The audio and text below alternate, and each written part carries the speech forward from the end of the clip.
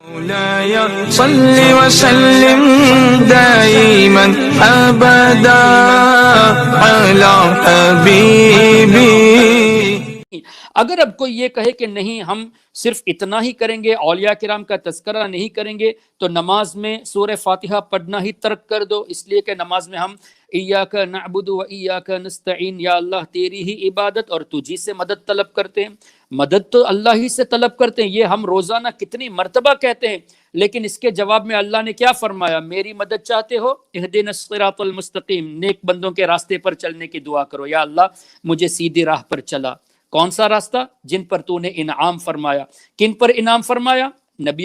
نبیوں پر، صدیقین پر، شہداء پر، صالحین پر. تو جہاں اللہ سے ہم کہتے ہیں یا اللہ تیری ہی مدد مانگتے ہیں ہم، تو اللہ جواباً ہمیں یہ تعلیم دیتا ہے میری مدد میرے نیک بندوں کے راستے پر چلو، وہاں میری مدد ہوگی. اس لیے کہ قرآن کریم کی سورت ہے سورہ فاتحہ، جس کو ہم نماز میں روزانہ پڑھتے ہیں. ان ادب ورڈز یا اللہ ہمیں نبیوں کے راستے پر چلا، صدیقین کے راستے پر چلا، شہداء کے راستے پر چلا، صالحین کے راستے پر چلا. تو یہ نماز ہمیں یہ ادب سکھاتا ہے. پھر اللہ ہی نے قرآن کریم میں ارشاد فرمایا قال ھذا صراط علی مستقیم، میرے نیک بندوں کا راستہ یہ میری طرف آنے والا سیدھا راستہ ہے. تو اولیاء کے راستے کو اللہ نے سیدھا راستہ فرمایا کہاں؟ قرآن کریم میں. اب کوئی یہ کہے کہ میں نماز پڑھوں گا، روزے رکھوں گا، زکوٰۃ دوں گا، والدین کی خدمت کروں گا، درود بھی پڑھوں گا، سلام بھی پڑھوں گا، اولیاء کا تذکرہ نہیں کروں گا، تو یہ قرآن کے خلاف ہوا.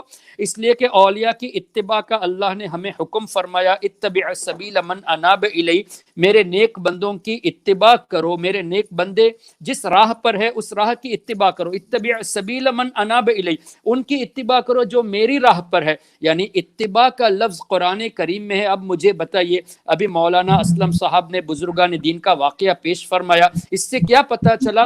اللہ نے اتباع کرنے کا حکم دیا تو بزرگوں کی اتباع کرنے کے لیے ان کے تعلق سے جانکاری ضروری ہے. تو جانکاری کے لیے پڑھنا سننا ضروری ہے، سننے کے لیے علماء کرام کا بیان کرنا ضروری ہے، بیان کرنے کے لیے کتابوں میں موجود ہونا ضروری ہے، کتابوں میں موجود ہونے کے لیے بزرگان دین کا کتابوں میں تحریر کرنا یہ ضروری ہے، اور کتابوں میں تحریر کرنے کے لیے صحابہ کرام کا روایت کرنا ضروری ہے. اور صحابہ کرام جو بھی روایت کرتے ہیں وہ ہمارے آقا صلی اللہ علیہ وسلم کے فرامین کو روایت کرتے ہیں. تو کیا پتہ چلا؟ قرآن کریم میں اللہ تعالیٰ نے اپنے نیک بندوں کی تعریف فرمائی، احادیث طیبہ میں نبی پاک صلی اللہ علیہ وسلم نے نیک بندوں کی تعریف فرمائی، یہاں تک کہ ہمارے ایمان کی حفاظت کے لیے اللہ کے حبیب صلی اللہ علیہ وسلم نے کتنا پیارا نسخہ عطا فرمایا. بخاری شریف میں یہ حدیث ہے، جب سونے کے لیے جاتے ہیں تو ایک تو دعا ہے اللہم بسمک اموت و احیا، جو عام طور سے سب کو ماشاءاللہ یاد ہے. ایک اور دعا بخاری شریف میں ہے جس کو یاد کر لینا چاہیے، انشاءاللہ اس سیشن کے بعد آپ سید اکبر صاحب سے رابطہ کر کے لے سکتے ہیں. بسمک ربی وضعت جنبی وبک ارفعہ ان امسکت نفسی فرحمها وان ارسلتها فاحفظها بما تحفظ به عبادک الصالحین، جس کا مفہوم یہ، یا اللہ میں تیرے نام پر سونے جا رہا ہوں، اور یا اللہ صبح اٹھوں گا تو بھی تیرے ہی نام پر اٹھوں گا، تیرے کرم سے اٹھوں گا. یا اللہ اس نیند کے درمیان اگر مجھے موت آ جائے تو یا اللہ تو مجھے بخش دینا. کتنی پیاری دعا ہے. اور اس پر نبی پاک صلی اللہ علیہ وسلم نے ختم نہیں فرمایا کہ یا اللہ میری روح کو بخش دینا، بلکہ آگے فرمایا فاحفظها وان ارسلتها فاحفظها بما تحفظ به عبادك الصالحین، یا اللہ نیند میں میری روح جب نکل جاتی ہے، جب واپس تو مجھے لوٹائے گا، تو اے اللہ میرے ایمان کی ایسی حفاظت فرما جیسے نیک بندوں کی حفاظت فرماتا ہے. یہ حدیث پاک میں اس دعا کا مفہوم ہے. یعنی ہمارے ایمان کی حفاظت کے لیے ہمارے آقا صلی اللہ علیہ وسلم نے اپنے اللہ کے نیک بندوں کا تذکرہ فرما کے فرمایا کہ ایسی دعا کرو یا اللہ میرے ایمان کی حفاظت فرما جیسے نیک بندوں کی حفاظت فرماتا ہے. کیا پتہ چلا؟ اپنے ایمان کی حفاظت کے لیے نیک بندوں کا وسیلہ جب جائز ہے تو دنیاوی معاملات جو ایمان کے مقابلے میں تو کم ہے نا، ایمان سے بڑھ کر کوئی چیز نہیں.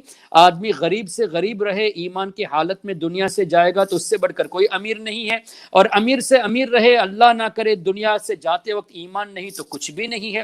تو ایمان کی حالت میں جانا یہ سب سے بڑی دولت ہے. اللہ ہم سب کو ایمان پر موت عطا فرمائے، غوث اعظم کا نظارے کے ساتھ موت عطا فرمائے.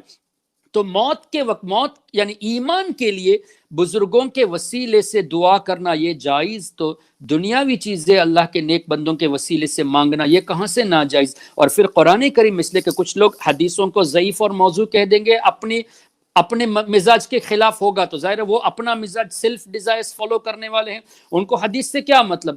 ان کے من پسند بات نہیں ہے تو اس کو ریجیکٹ کر دیں گے، اور قرآن کریم کے تعلق سے تو وہ کر بھی نہیں سکتے۔ تو اللہ تعالیٰ نے قرآن کریم میں ارشاد فرمایا، یا ایھا الذین آمنوا اتقوا اللہ وکونوا مع الصادقین، رمضان کے ذریعے لعلکم تتقون ہے، روزوں کے ذریعے تمہیں تقوی ملے گا۔